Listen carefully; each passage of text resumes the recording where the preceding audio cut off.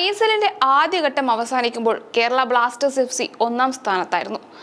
AFC Asian കപ്പിന് ശേഷം league പുനരാരംഭിച്ച ആദ്യ മത്സരത്തിൽ തന്നെ മഞ്ഞപ്പട തോൽക്കുകയാണ് ചെയ്തത്. ഒഡീഷ FCക്കെതിരായ തോൽവി ബ്ലാസ്റ്റേഴ്സിനെ പോയിന്റ് പട്ടികയിൽ മൂന്നാം സ്ഥാനത്ത് എത്തിച്ചിരിക്കുകയാണിപ്പോൾ. ഒഡീഷയ്ക്കെതിരെ പരാജയപ്പെട്ടെങ്കിലും ഇവാൻ വുക്കോമനോവിച്ചും സംഘവും അടുത്ത മത്സരത്തിൽ തിരിച്ചുവരവിനായുള്ള കഠിന പരിശ്രമത്തിലുമാണ്. ഫെബ്രുവരിയിൽ കേരള ബ്ലാസ്റ്റേഴ്സിന് 3 മത്സരങ്ങളാണുള്ളത്. ഫെബ്രുവരി 12-ന് പഞ്ചാബ് FCക്കെതിരെയാണ് അടുത്ത മത്സരം. പോയിന്റ് പട്ടികയിൽ നിലവിൽ 9-ാം സ്ഥാനത്ത് നിൽക്കുന്ന ടീമാണ് പഞ്ചാബ്. കളിച്ച 13 മത്സരങ്ങളിൽ അവർക്ക് 2 മത്സരം മാത്രമാണ് വിജയിക്കാനായത്.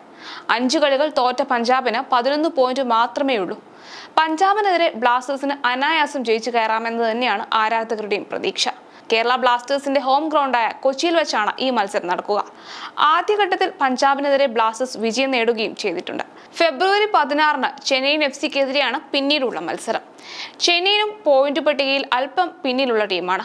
12 മത്സരങ്ങൾ കളിച്ച ടീമിന് 12 പോയിന്റാണുള്ളത്. 3 മത്സരം ജയിച്ച ടീം 3 മത്സരം മാത്രമേ തോറ്റിട്ടുള്ളൂ. 6 മത്സരങ്ങൾ സമനിലയിലാണ് കലാശിച്ചത്. ചെന്നൈയിനെതിരെ ബ്ലാസ്റ്റേഴ്സ് ഉയർത്ത് കളിക്കേണ്ടി വരുമെന്ന് ഉറപ്പാണ്. കാരണം എവേ മത്സരമായതിനാലും ക്ലബിന് കാര്യങ്ങൾ അത്ര എളുപ്പമായേക്കില്ല. കൊച്ചിയിൽ 1-ാം ഘട്ടത്തിൽ ഇരു ടീമുകളും പരസ്പരം ഏറ്റുമുട്ടിയപ്പോൾ മത്സരം 3-3 എന്ന നിലയിൽ സമനിലയിലായിരുന്നു പിരിഞ്ഞത്. FC ഗോവയ്ക്കെതിരായ 3-ാം മത്സരമാണ് ഏറ്റവും കടുപ്പമേറിയത്. ഫെബ്രുവരി 25-ന് കൊച്ചിയിൽ വെച്ചാണ് ഈ മത്സരം. 1-ാം ഘട്ടത്തിൽ ഗോവയോട് കേരള ബ്ലാസ്റ്റേഴ്സ് പരാജയം ഏറ്റുവാങ്ങിയിരുന്നു. മഞ്ഞപ്പടയുടെ ഈ സീസണിലെ 3 തോൽവികളിൽ 1 ഗോവയോടാണ്. മുംബൈ സിറ്റിക്കെതിരെയും ഒഡീഷയ്ക്കെതിരെയുമാണ് ഇത് കൂടാതെ ടീം തോറ്റിട്ടുള്ളത്. ISL പോയിന്റ് പട്ടികയിൽ നിലവിൽ മിന്നുന്ന ഫോമിലുള്ള ഗോവ മികച്ച ഫോമിലുമാണ്. സീസണിൽ ക്ലബ് ഒരു മത്സരം പോലും പരാജയപ്പെട്ടിട്ടില്ല.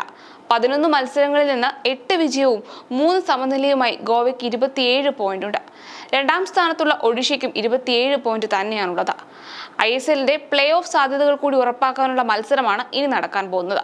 1-ാം ഘട്ടത്തിലെ ഫോം തുടർന്ന് പോയിന്റ് പട്ടികയിൽ കുതിപ്പ് നടത്താൻ തന്നെയാണ് കേരള ബ്ലാസ്റ്റേഴ്സിന്റെ ലക്ഷ്യം.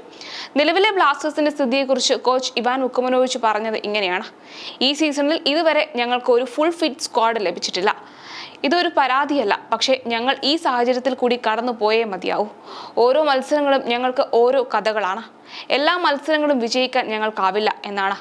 ഇത്തരത്തിൽ പരിക്കുകൾ വരുമ്പോൾ യുവതാരങ്ങൾ മുന്നോട്ട് വരണം എന്നും ഒഡീഷയെ പോലുള്ള ഒരു ടീമിനെതിരെ അത് ബുദ്ധിമുട്ടേറിയതാണ് എന്നുമായിരുന്നു കഴിഞ്ഞ ദിവസം ഇവാൻ വുക്കോമനോവിച്ച് മത്സരശേഷം പറഞ്ഞത്.